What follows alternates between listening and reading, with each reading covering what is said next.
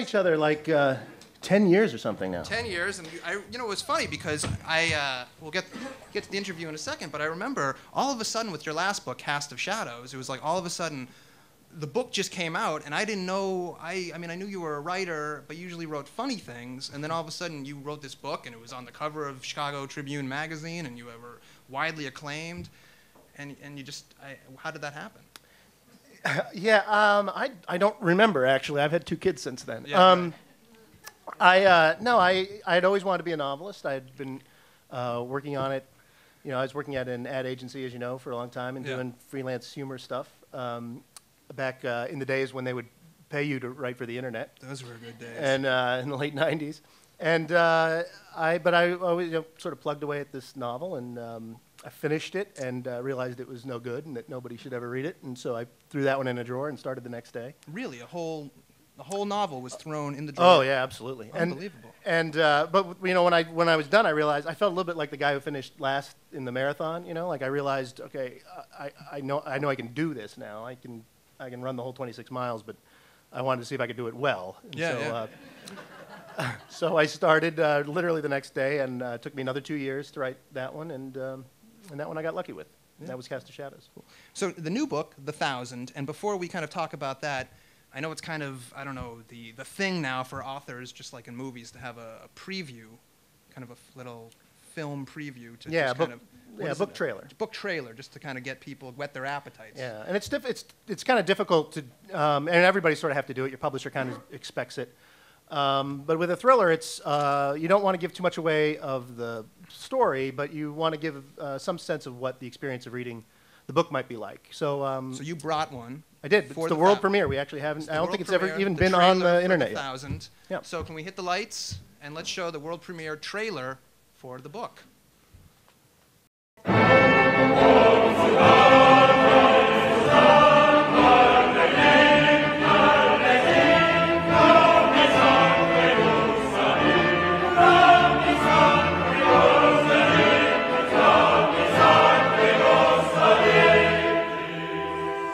In the beginning, there was the 1, and then the 2, the 3, the 4, the 5, the 6, the 7, the 8, the 9, the 10, the 11, the 12. Can we pick this up or The something? 13. Yeah, we can maybe skip ahead 14, a little bit. Just, the 15. Seriously. All right, thank you. Kind of get the gist of it. Yeah. So you're just still going, yeah, I get it.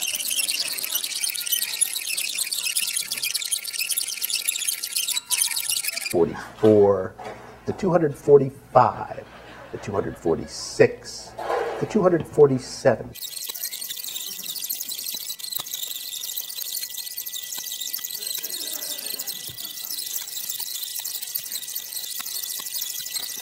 The 511, the 512, the 513.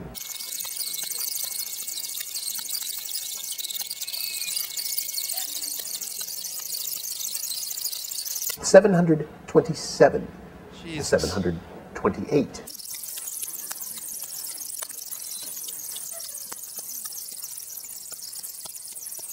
The 996, the 997, the 998, 999,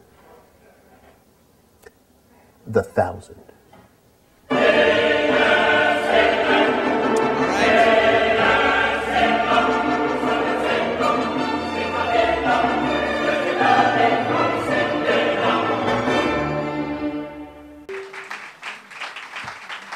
Just a little taste. Now I heard that you actually really, when you filmed that, you really did count. I did actually count to 1,000. That's how thorough. Of a... And why somebody who was there said, "That's going to take hours." And I was like, "No, it's not going to take hours." Like, you know. I thought if you did, like, if you counted to 1 million, it would take you 10 years of your life. No, I'm serious. But 1,000 is a lot less than 1 million. It took about 20 minutes. 20 minutes? Really? Yeah. Why did the book? I mean, the book took you like 5 years. Some of these people, they knock one of these out every year. I know, right? Yeah. What is up with that? Is it? I mean, yours is better. Well, thank you. It's Yeah. five times better than somebody Yeah. writes it. No, well, I wrote my first novel. I was working at an ad agency. I was writing nights and weekends, and I actually sold that novel within 3 months of my wife and I had our first child.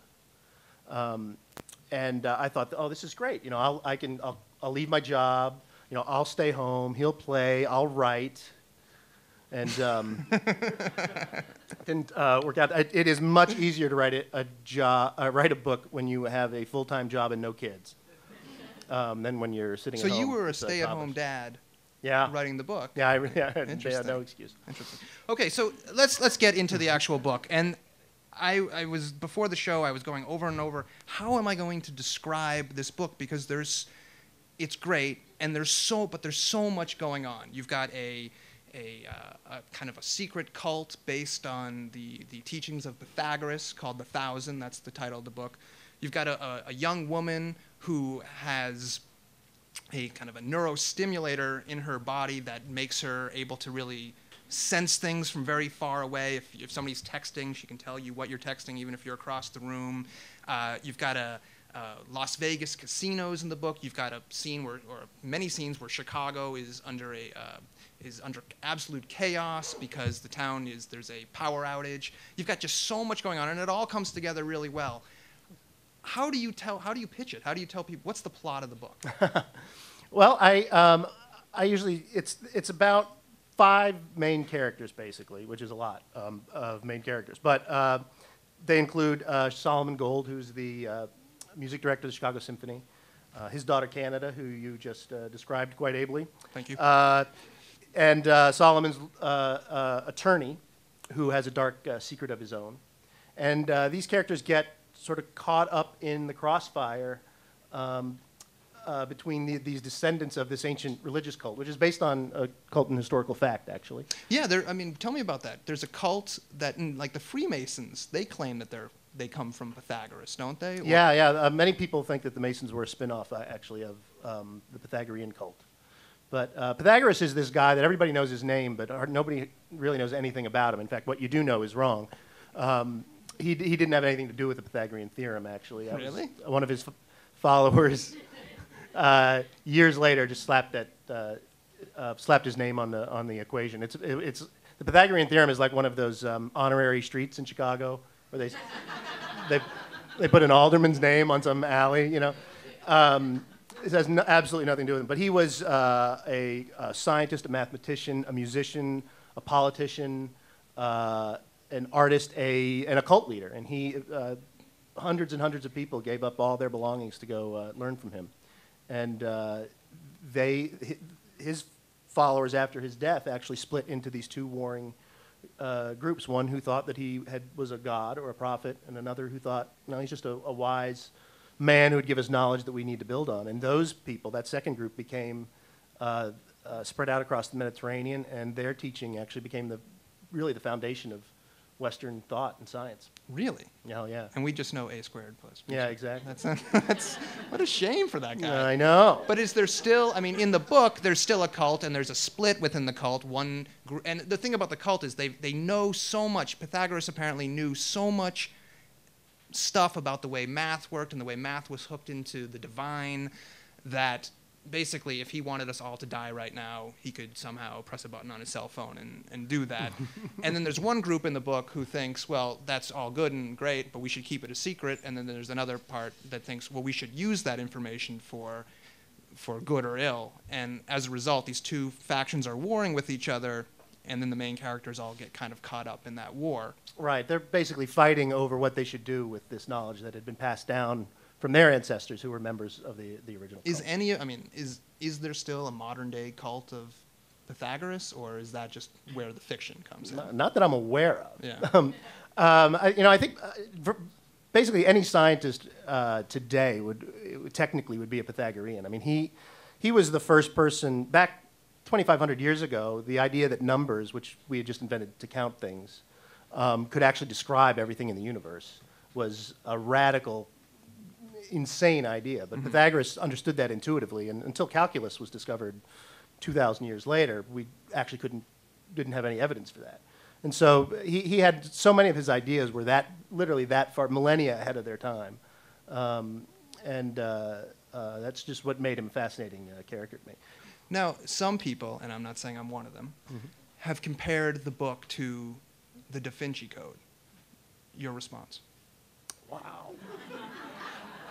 The Da Vinci Code sold a lot of copies, right? I don't have any problem with that at all. I mean, it's inevitable. I you write a story that has it based at least in part on some historical facts, and involves some kind of conspiracy. I mean, Dan Brown didn't invent the conspiracy thriller. Nathaniel Hawthorne wrote one, but he is maybe the most successful person who trafficked in that genre.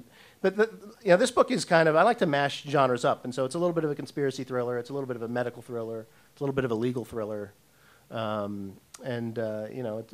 sort of like to throw those things together and rattle them around in a jar a little bit and see what comes out. In both books, you kind of deal, in a very entertaining way, you don't get ham-fisted about it, with the kind of dangers that can come with science, the evil that can be done with science. What is it about that theme that makes for a good story? I think most good stories are at some level about power. Mm-hmm. And, we are at a point right now, I mean, I guess not just right now, but especially over the last 70 years or so, where technology has given, has consolidated power to a small group of people, and people who have knowledge. And knowledge has really become powerful. And so both those books were about... Are you talking about the Tea Party? Yeah. But both those books were about how the corrupting influence of power, how actually gaining knowledge itself could possibly be corrupting. The other thing about the two books, and obviously, again, There's not water in that, is there? No, look at this. Check this Look, out. It looked... You think there is? It looked like there was water in We there. could probably saw this open, and I don't know. It's probably not water. It's probably some other... Right now, I would drink it. Would you want some beer? Well, that's your beer, though. Yeah, but you can have it. All right, Yeah. Thanks, man. Yeah, no problem. Oh, here's a bottle of water. Yes, could I Can I have my beer back? Yeah, sure. All right. In this book in particular, it's less a mystery and more of just this giant kind of puzzle that the reader, or at least me, thought, how the hell are you going to bring all of these disparate parts together? And that's really the fun of the book. There is fun in finding out what happens at the end, but I always feel like a mystery that just does that is a little cheap. I'd rather enjoy the journey. How much do you know when you're writing it? Have you already mapped it out in your mind or on a page, or are you just saying, I'm just going to go where the characters take me? Yeah, well, I have a pretty decent outline when I start. I think I owe it to the reader to at least think I know where I'm going with the story. But usually what happens is when you start writing, or at least when I do, you have a story you want to tell, and you have characters that are going to be plugged into that story. But when you start, the characters are just names or an idea or a job or a characteristic. And when you don't really get to know them until you start writing. And once you start writing and they become real to you, at least a reader spends a couple of days with a novel, but a writer spends several years with these people.